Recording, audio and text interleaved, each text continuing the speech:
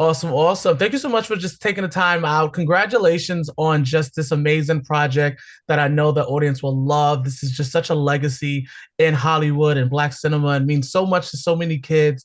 Well, kids when I watched the first movie in 1999, but even now. So just even watching, there's so many themes across the episodes, from just the brotherhood to the sisterhood to letting go to wanting more, and the Black community and the balance that we kind of have to always check these boxes instead of just wanting it. Can you just walk me through these episodes that you guided through, and kind of how did the themes come about? Really just looking at what does it mean, right, to be Black today in this here post-pandemic 2022. I often call it like this pandemic revolution, right, that we Yeah. all have lived and are still living through, right?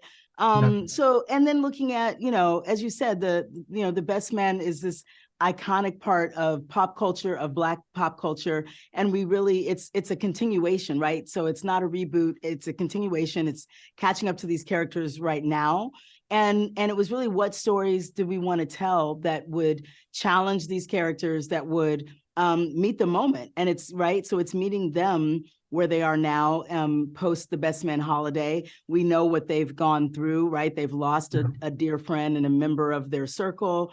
And these characters are such, they were so richly drawn, right, in Yeah. terms of Harper as the writer, and Quentin as the playboy, and Robin, who's this chef and has been married to this guy who's very career focused, and Jordan, who's this very, like, this kind of iconic Black woman who's this boss in her life, but and what does she want? So we've got this great cast of characters, and then how do we want to challenge them, right? So that now that they're meeting this moment, where did we want to meet them? How do we want to challenge them? How do we want to see them grow?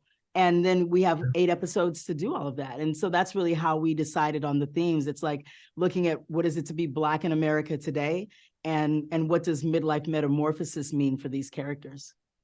Definitely. And what I love is, like, even the franchise, that how you guys kind of reinvented and kind of innovated, how you took, a franchise that had a movie one and two, and then to be able to spread it and get to know these characters that meant so much for so many. Can you tell me, why was it so important to kind of highlight where they were now versus doing a reboot or introducing so many new characters, but kind of drawing it out to the audience?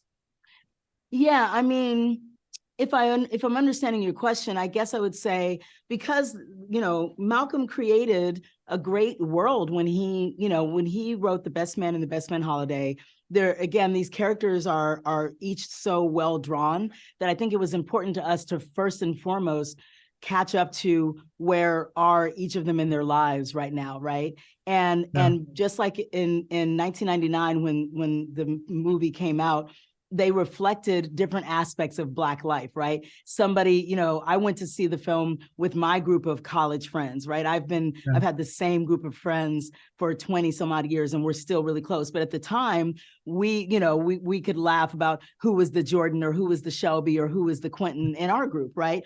And so Yeah. they reflected, I think for many of us, they reflected different aspects of us in our lives. And so to then bring them forward, I think we wanted to mainly focus on where are they now, and what challenges are they facing now. But we did want to introduce, like, at this point in their lives, now they have kids that are in high school. And one of the great things that kids do is remind you that you're not the center of the universe, because kids don't care about your opinions, right? And whatever you may want to do, your kids usually want to do the opposite. And so we Yeah. wanted to both, like, catch up to where they are now, but also challenge them with life and the things that we're all going through. And so these characters can still do a great job of reflecting us and the challenges that we are facing being Black Yeah. in America in 2022.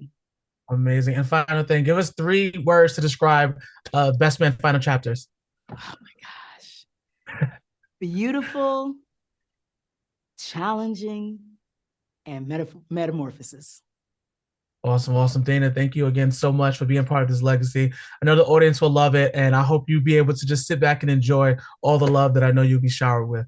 Oh, thank you so much. I appreciate that. Thank you. Thank you. Take care.